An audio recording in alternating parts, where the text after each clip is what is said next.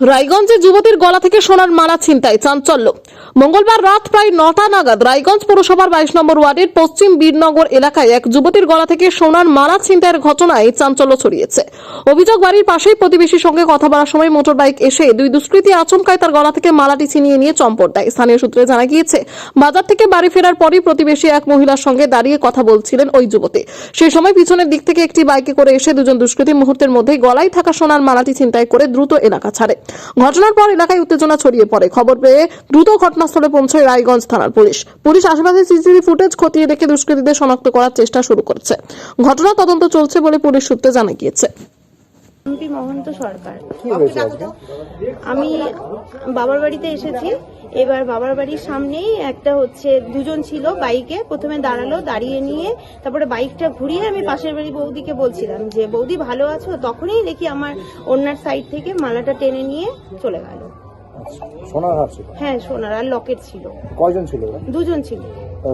পরিচিত তো নাই এলাকার? না না না, আমি বলতে পারবো না, হেলমেট পরা ছিল। তখন কি মানে পাড়াতে লোকজন ছিল না? না, আরেকজন ছিল।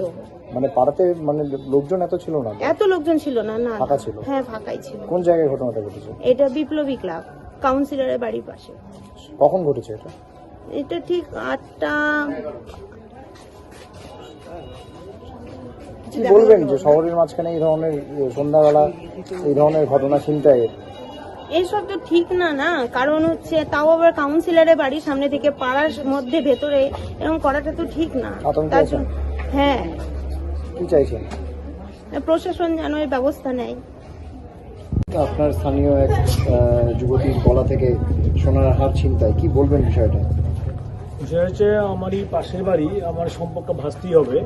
উনি ওনার বাড়িতে শ্বশুর বাড়ির হাজব্যান্ডের বাড়িতে আসছে, এখানে দাঁড়িয়েছে, তখন পিছন থেকে একটা বাইক আসছে, বাইকে দুজন ছেলে ছিল, ওরাই পিছন থেকে হাঁটা টান দিয়ে পানি চলে গেছে।